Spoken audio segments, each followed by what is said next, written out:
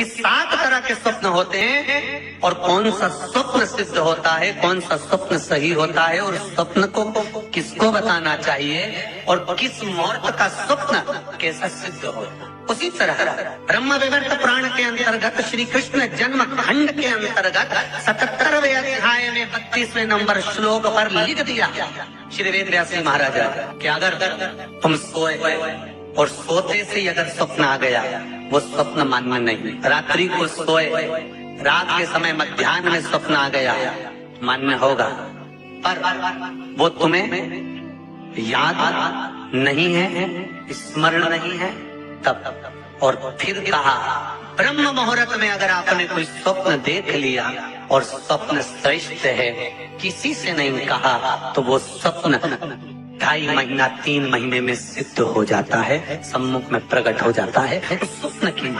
हाँ, दिन में देखा हुआ स्वप्न कभी सिद्ध नहीं होता। आज भी नियम है, शिव जी की बारात निकली थी, सामने से अर्थी आई थी, तब शंकर की बारात निकली थी। हिंदू धर्म की रीति है, आज भी आप कोई अच्छा काम करने जा रहे हो, सामने से अगर मुर्दा आता दिख जाए, अर्थी आती दिख जाए, समझ लेना तुम्हारा काम सफल हो जाएगा, तुम्हारा कार्य सफल हो जाएगा। समझ लेना, आज भी नियम है, सामने से मुर्दा आता दिख जाए तो कार्य सफल है। स्वप्न में किसी मरे हुए व्यक्ति को देख लो, समझ लो कि आज कोई अच्छा काम होने वाला है। किसी अपने व्यक्ति को मरा हुआ देख लिया, समझ लेना उम्र बढ़ गई। तो इसका मतलब ये नहीं है कि तुम शमशान के पास घर बना लो। हाँ, तुम्हारा क्या भरोसा, फिर तुम सोचो सियोर वाला महाराज बोला है कि मुर्दे को देखो तो काम सफल होता है। तुमने कहा अपन मकान ही शमशान के पास बनाएंगे, अपन तो प्लाट में कर देंगे, तुम्हारे रोज आता जाता मुर्दा ही मुर्दा दिखेगा। इनका क्या भरोसा। किसी एक भक्त ने एक प्रश्न लिखकर भेजा था कि हमारे स्वप्न में शंकर जी का शिवलिंग दिखता है तो कैसा होता। हमने कहा इसी बात के लिए तो आपको प्रश्न करने की जरूरत नहीं, पुराण को देख लीजिए, ब्रह्मवेद का पुराण उठाइए और उसका श्री कृष्ण जन्म खंड निकाल लीजिए, उसका 77वां अध्याय निकाल लीजिए, 77वें अध्याय का 32वां श्लोक निकाल लीजिए। ब्रह्म मुहूर्त में तुमने देखा, सुबह का समय, तुम्हारी बुद्धि में, तुम्हारे विवेक में अगर शिवलिंग का दर्शन हो गया है।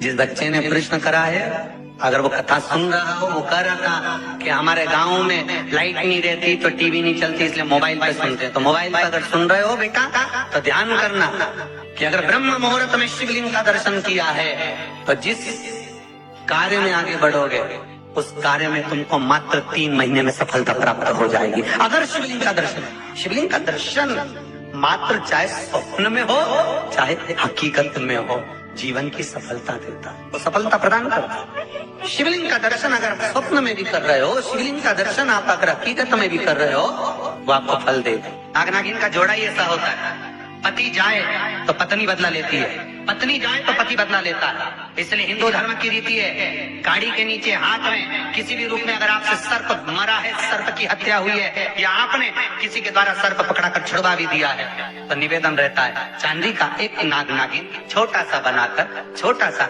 उसको शक्कर के कलश में रखकर बांध कर शिव मंदिर में रखकर आ जाइए, उसको दे दो शिव बाबा को कि अब हमारी तरफ से हमने हाजिरी लगा दी, हमसे दुख, हमसे गलती हुई, हम क्षमा चाहते हैं। गलती मनुष्य से होती है, मानव से होती है, हो गई गलती, अब आपको साथ। स्वप्न में अगर सांप दिख रहा है, स्वप्न में सर्प नजर आ रहा है, पान का पत्ता, तांबुल पान का पत्ता, उस पान के पत्ते पर एक लाल चंदन से सर्प बनाओ और सर्प बनाकर उसका शिव मंदिर में स्पर्श कराकर बहते पानी में छोड़कर आ जाइए। सर्प दिखना बंद, स्वप्न में कभी नहीं दिख सकता। सर्प का घर में सर्प आ रहा है, आस्तिक मुनि का स्मरण करिए, 5 लौंग, एक नाग नागिन का जोड़ा, छोटा सा, किसी भी स्थान पर ईशान कोण के अंतर्गत उसको थोड़ा सा खड्डा खोदकर 5 लौंग के साथ नाग नागिन के जोड़े को दबा दीजिए, मिट्टी पर डाल दीजिए।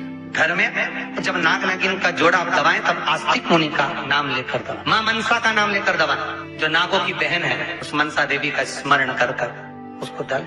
आज भी हमारे यहाँ हिंदू धर्म नीति है, जब पहला कालम नए मकान का पहला कालम जब भराता है, उसमें तांबे के कलश में नाग नागिन रखकर, कमल गट्टा रखकर, अमर बेल रखकर, थोड़ी सी सरसों रखकर उसका पूजन कर पहले कालम के अंदर, जो पहला कालम भराएगा गट्टे का, पहला सरिया रखाता है, कालम भराता है, वास्तु पूजन के हिसाब से उसमें रखा जाता है। और वो उसके रखने के बाद भी जब मकान का मुहूर्त होता है तो वास्तु पूजन में नाग नागिन का जोड़ा रखा था, वो भी उस मकान में कहीं ईशान के अंतर्गत उसको दबाया। कोई इसलिए कहते थे यहाँ पत्थर मत लगाना, यहाँ टाइल्स मत लगाना। पंडित जी से पूछोगे तो ब्राह्मण बता देगा इस जगह पर टाइल्स ना लगाइए, इस जगह पर पत्थर ना लगाइए, यहाँ पर वो गोला रखा जाएगा, यहाँ पर वो नाग नागिन का जोड़ा रखाएगा वास्तु पूजन के बाद। 4 लोहे की कील नागमणि की वास्तु पूजन में चारों मकान में चारों तरफ लगाई जाए। क्यों लगाते हैं? कि कोई दोष हुआ हो, कोई जीव यहाँ रहता हो, सर्प का निवास हो, अगर मकान बनाने में टूट गया हो, किसी का मन दुखा हो तो वो मन ना दुखे। क्षमा याचना, परम आभूषण है, क्षमा मांग लेना, परम आभूषण। गलती करो तो क्षमा मांगने में देरी ना कर। हो गई गलती हो, क्षमा क्षमा। हे शंकर, हे शंभु, हे त्रिकालदर्शी, हे कैलाशी, हे अविनाशी, क्षमा कर। गलती तेरा ही दिया मैंने खाया पिया है, तेरा शुक्रिया, तेरा शुक्रिया। मुझे भोले बाबा ने बहुत दे दिया है, तेरा शुक्रिया, तेरा शुक्रिया।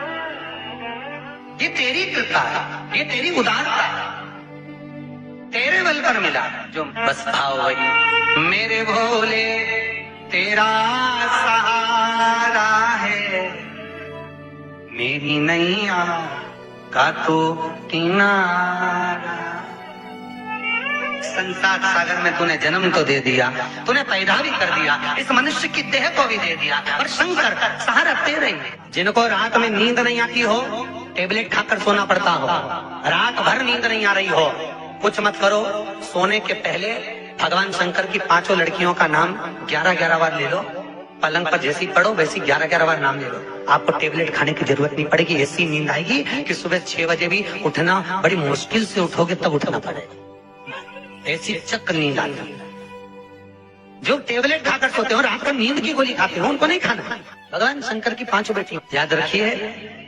जिनको स्वप्न में सांप दिखते हो, सर्प नजर आते हो, या घर के बाहर या घर के अंदर बार-बार सांप आते हो, तो भगवान शंकर की 5 लड़कियों का नाम लेकर पान के पत्ते पर चंदन से 5 सांप बनाकर शंकर भगवान को छुलाकर, जिसको स्वप्न दिखते हैं उसके ऊपर से 21 बार उतार कर बहते हुए पानी में डाल दीजिए। स्वप्न में कभी सांप नहीं नजर आएंगे।